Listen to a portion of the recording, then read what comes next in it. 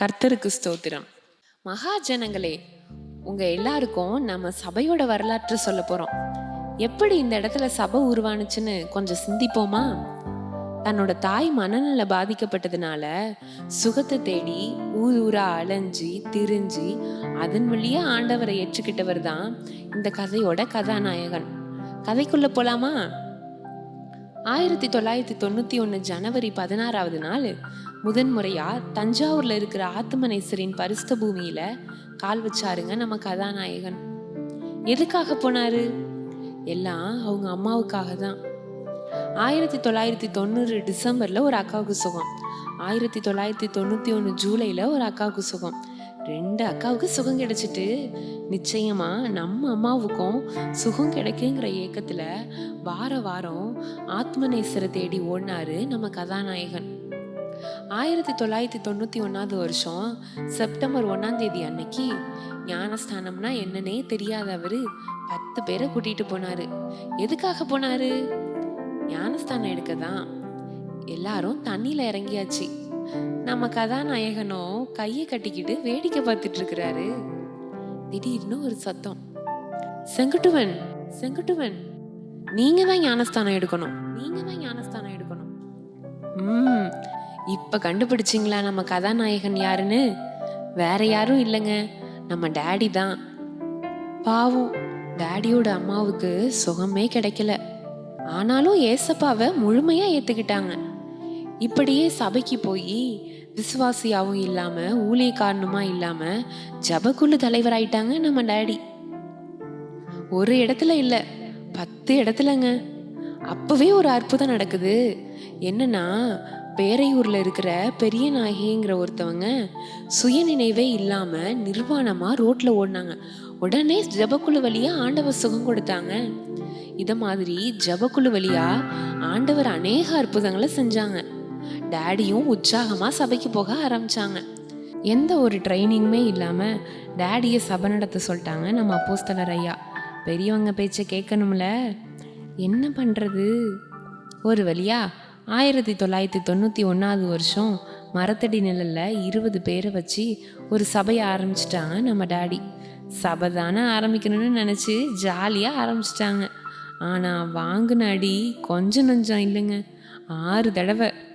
பயங்கரமான எதிர்ப்பு, பிசாசோட போராட்டம், வறுமையோட உச்சம்.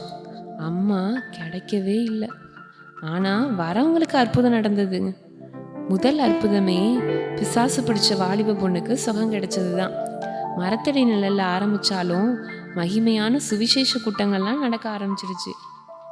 இவ்வளோ கஷ்டத்துலையும் சபை நடத்துறத விடலை. இன்னும் வைராக்கியமா எழும்பிட்டாங்க நம்ம டேடி.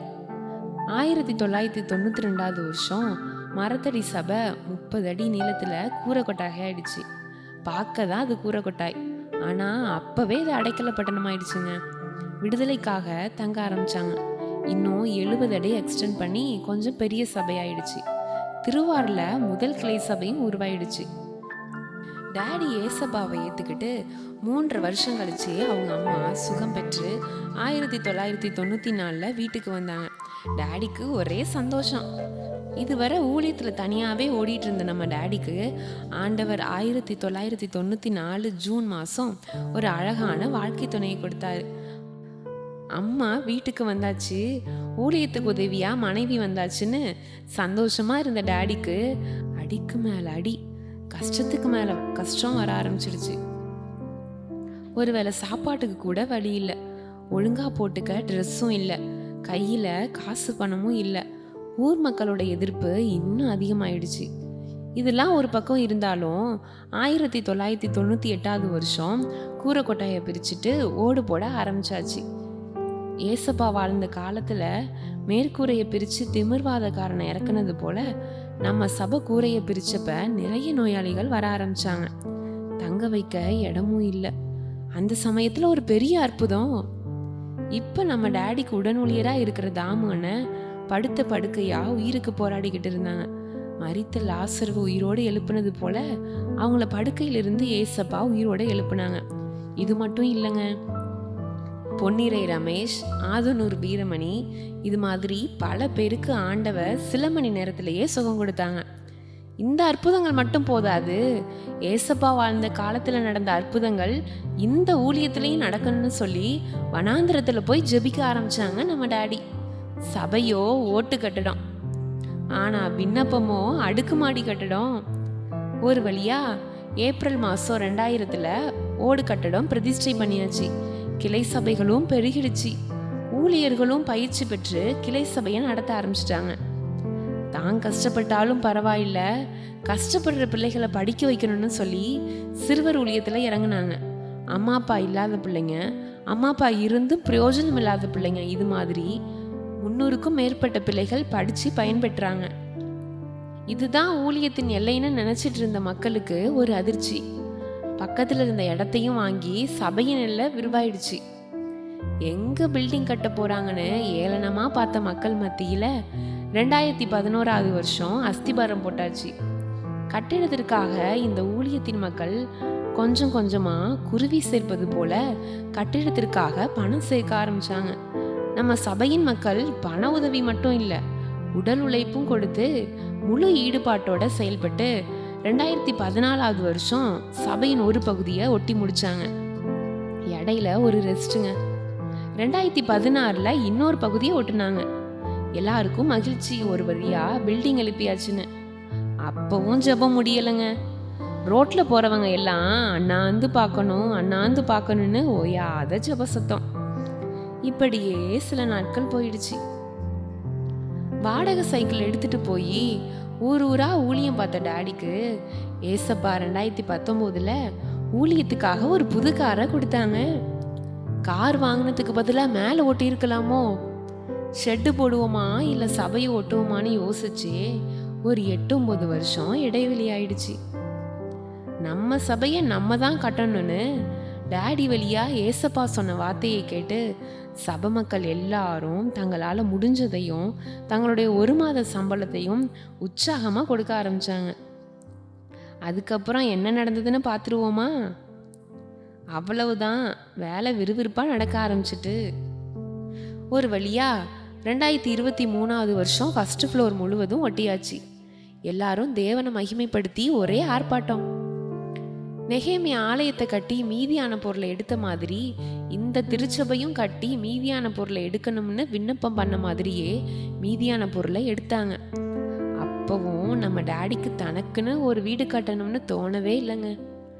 கூட இருந்தவங்களோட வற்புறுத்தல்னால மீதியான பொருளை வச்சு மேலே ஒரு வீட்டையும் போட்டாங்க. ஒட்டியாச்சு, கட்டியாச்சு, கஜானாவையும் தொடச்சாச்சு. திரும்பவும் ஜபம். 40 நாள் உபவாச ஜபம், 21 நாள் உபவாச ஜபம், 7 நாள் உபவாச ஜபம், 3 நாள் உபவாச ஜபம், 72 மணி நேர ஜபம், 3 வேளை ஜபம், குழு ஜபம், இரவு ஜபம் என ஜபதூபங்கள் போட ஆரம்பிச்சாச்சு. இதெல்லாம் எதுக்காக? இந்த நாளுக்காக தான். தூபம் போட போட பொருள் வந்து இறங்குனுச்சு, வேலையும் ஆரம்பமாயிடுச்சுங்க. நம்ம எல்லாருடைய ஜபத்தினாலும் பொருளாதார உதவினாலையும் நம்ம பல நாள் கனவை ஏசப்பா இன்னைக்கு நனவாக்கிட்டாங்க.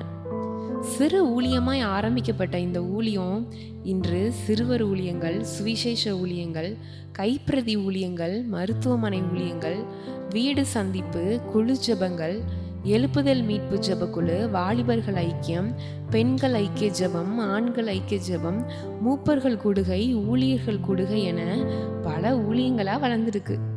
ரோட்ல போறவங்க எல்லாரும் அண்ணாந்து பார்க்கணும்னு ஜபிச்ச ஜபத்துக்கு பதில் கிடைக்க 34 வருஷம் ஆச்சு. நம்முடைய எல்லா விண்ணப்பங்களுக்கும் பதில் உடனே கிடைக்காதுங்க, கொஞ்சம் தாமதமாகும். ஆனா பதில் நிச்சயம் கிடைக்கும். அன்றைய நிலை, இன்றைய நிலை. அன்று மரத்தடி நிழலில் சபை, இன்றோ அடுக்குமாடி கட்டிடம். அன்று 100 கீற்று கூட வாங்க முடியவில்லை, இன்று 4.5 கோடி மதிப்புள்ள பில்டிங். அன்று 10 ஜபக்குழுக்கள், இன்று 300க்கும் மேற்பட்ட ஜபக்குழுக்கள். அன்று ஆத்துமாக்கள் 20 பேர், இன்று 2000க்கும் மேற்பட்டோர். அன்று 3 ஊழியர்கள், இன்று 20க்கும் மேற்பட்டோர். அன்று ஊழியத்தில் ஆண்கள் மட்டும், இன்று ஊழியத்தில் பெண்களும் கூட. அன்று ஒரு கிளை சபை, இன்று 10க்கும் மேற்பட்ட கிளை சபைகள். அன்று விடுதலைக்காக தங்கியிருந்தவர்கள் 2 பேர், இன்று 30க்கும் மேற்பட்டோர். அன்று 12 பேருக்கு ஞானஸ்தானம், இன்று 3000க்கும் மேற்பட்டோருக்கு. அன்று ஊழியத்தின் வாகனம் வாடகை சைக்கிள், இன்று ஊழியத்தின் வாகனம் மராசோ கார், வேன் மற்றும் 2 வீலர்ஸ். அன்று விசுவாசிகள் செருப்பு கூட இல்லாமல் நடந்து வந்தனர், இன்று விதவிதமான வாகனங்களில் வருகின்றனர். அன்று ஒருவேளை சாப்பாடு இல்லை, இன்று 3 வேளை திருப்தியான சாப்பாடு. அன்று சாப்பிட வழி இல்லை, இன்று சாப்பிட வயிற்றில் இடமில்லை. அன்று மாதத்தில் பல நாள் பட்டினி, இன்று பல நாள் விருந்து. அன்று புது வருடத்திற்கு புத்தாடை இல்லை, இன்று 200க்கும் மேற்பட்டோருக்கு புத்தாடை எடுத்துக் கொடுக்கிறார்கள். அன்று ஊழியர்களுக்கு மேல் சட்டை மட்டும் புதிது, இன்றோ மேட்சிங். அன்று கண்ணீர், இன்று ஆனந்த கண்ணீர். அன்று தலை குனிவு, இன்று தலை நிமிர்வு. அன்று ஒதுக்கினவர்கள் இன்று வரவேற்கிறார்கள். இந்த ஊழியம் இதோடு நின்றுவிடாது, இந்த ஊழியம் இதோடு நின்றுவிடாது.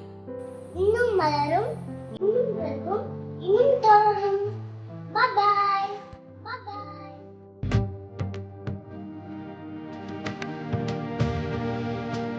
என் கையை கொண்டே நிறைவேற்றி, என் கையை கொண்டு நீர் தொடங்கினதெல்லாம் என் கையை கொண்டே